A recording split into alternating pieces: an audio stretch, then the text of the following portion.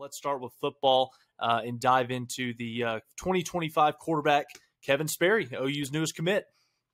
Yeah, definitely kind of a surprise. I think at least for me and probably a lot of OU fans, came on the radar, like 2 weeks ago when OU offered him, maybe not even that long ago. And he's already committed here on March 13th. Late last night is when it happened. And it was kind of interesting because it seemed like there was a lot of momentum for the 2025 quarterback to probably come in state. You had Grady Adams, not too far away from where I sit right now, up at Deer Creek. Edmond Memorial's got a good quarterback in David McComb. Enid's got a quarterback that's offered by Oregon. You've got some guys from Tulsa still. So there's a lot of D1 quarterbacks in the state of Oklahoma in the 2025 class. But Jeff Lebby actually goes just south of the border to Prosper, Texas, Rock Hill, specifically the high school there, which I did actually look up their high school today. It's so crazy because I think you went to a private school in high school, right? Yeah, down in East Texas. So they have a Sonic and a Pizza Hut in their high school, which is wild to me to think about as someone who was homeschooled in high school. But it's like, wow, that would have been nice to have a Sonic in my home. But Adam, that's the type of high school it is. That's just a normal thing at a high classification school in the state of Texas. So yeah, coming out of Rock Hill in the Frisco, Texas area, 2025 quarterback Kevin Sperry, 6'1", 190 pounds. Yeah, kind of a guy that, there's been so much talk about, 2024. When's Michael Hawkins going to pull the trigger? And then in a matter of about 7 to 10 days, Oklahoma, offers this kid, and now they've got their 2025 quarterback in the boat. So first commit for the 2025 class, actually the first commit that Oklahoma's had, even 2024 is still sitting at a goose egg right now. We expect that to change in the coming weeks, but a really good fit for what Jeff Lebby likes to do schematically, offensively. Not the biggest guy in the world by any stretch of the imagination. About 6'1", I think is what Rivals has him listed at, 190, 195 pounds. But he's just now going into his junior year. He's going to continue to grow, fill out that body. When you turn on the huddle tape, Adam, you watch this kid's film. I think the thing that immediately sticks out to me when I watch this kid is the way that Kevin gets rid of the football. Super quick release, good pocket awareness, hasn't ran the ball a ton so far in his high school career, but you can see when he gets out of the pocket as a ball carrier, he has the ability to make plays with his legs. So this kid is only going to continue to get better these next 2 years before he puts on an Oklahoma jersey. Very, very excited about this kid, and I think it's only going to get better the more time that he continues to grow and mature. And once he is now an upperclassman up there at Rock Hill. Yeah, I like some things that I saw from his sophomore tape. Some things that you don't typically see from those younger quarterbacks, like keeping his eyes downfield. He doesn't have the greatest offensive line, but he's constantly looking to make that pass and finding ways to get it, off. And you can tell he's a guy that likes Patrick Mahomes, the way he throws, off platform a lot.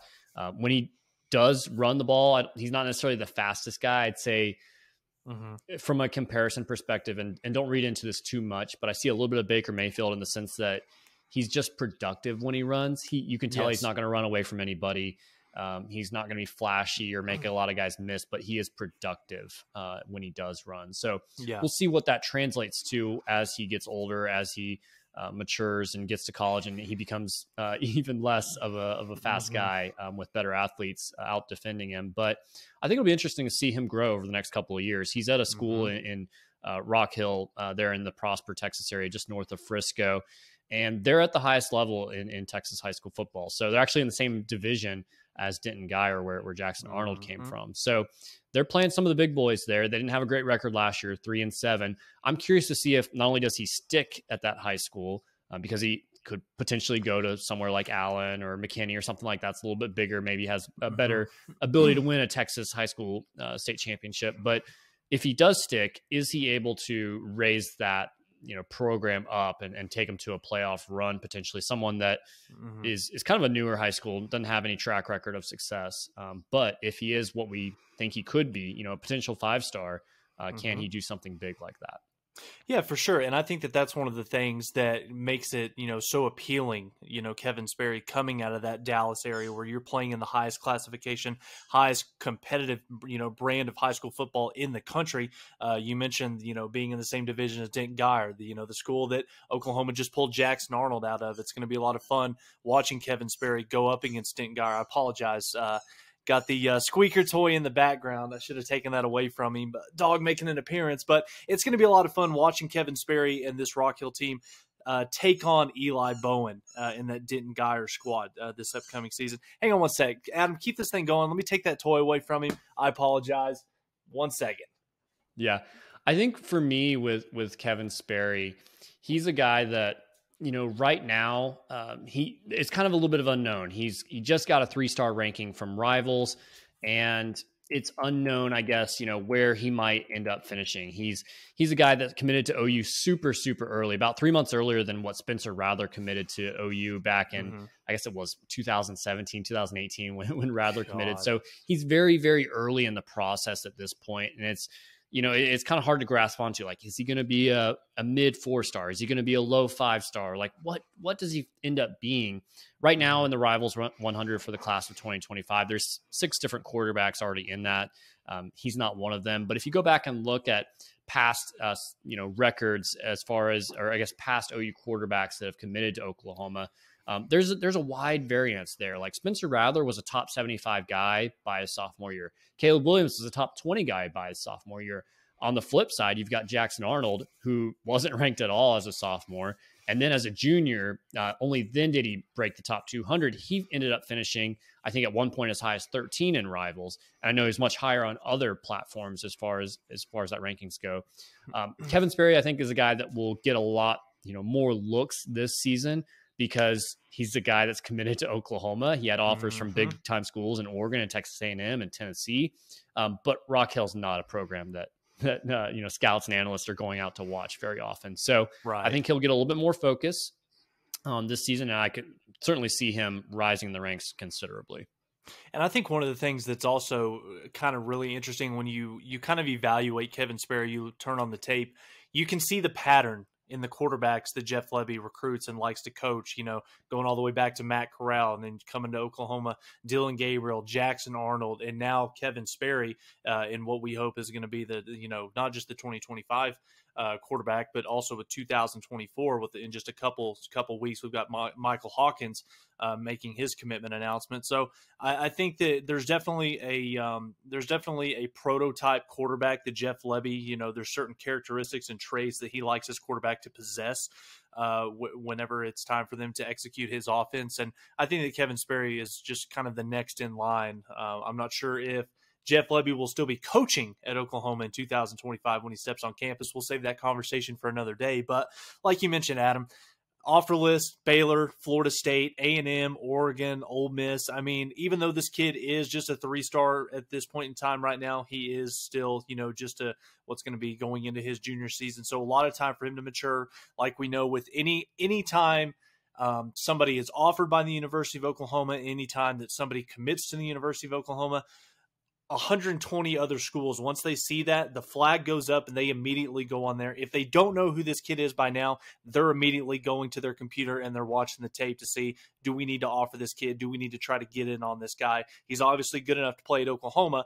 Could we possibly try to, throw our hat in the ring and see what he could do for us? But one last thing, and we'll touch on this, Adam.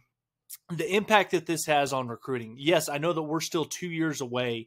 2025 is, it's kind of on the back burner right now. We're focused on 2024, but the elite quarterback, and whether it's been Spencer, Caleb Williams, Jackson Arnold, the elite quarterback is always the face of your recruiting class. That's just the nature of the business.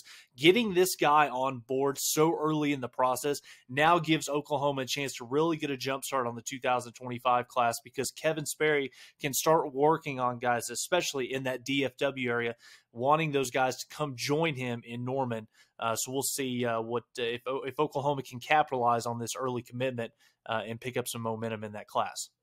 Funny you should mention that, because I just noticed Zadavian Sims, the defensive lineman out of Durant, which is not too far away from Prosper, actually just retweeted with the eyeball emoji Kevin Sperry's commitment. And there's a lot of other defenders in that Dallas-Fort Worth area that, OU's doing pretty well with defenders right now, but having a star quarterback in the class is kind of that impetus that helps the entire class fill out. You alluded to Michael Hawkins a minute ago. He's going to be announcing his commitment here at the beginning of April. All signs seem to be pointing towards Oklahoma after he just recently visited the Sooners. His younger brother got the offer as a defensive back. So it looks like those are your two, quarterbacks for the next two classes. A lot of things could change. We've seen guys like Brock Vandegrift say, yeah, my word is as solid as oak. And then, he decommits not too much after that comment. So things could certainly change, but I guess you could look at it one or two ways. Kevin Sperry didn't take long to make that decision to commit to OU as soon as he got that offer. Maybe that means he's been locked into OU for a long time. Maybe it means he didn't really think it through. We'll see as time will tell. But let's just assume for now that Michael Hawkins and Kevin Sperry are the two guys that come in over the next two classes. If you had to make your bets right now, which player do you think has a more meaningful Sooner career?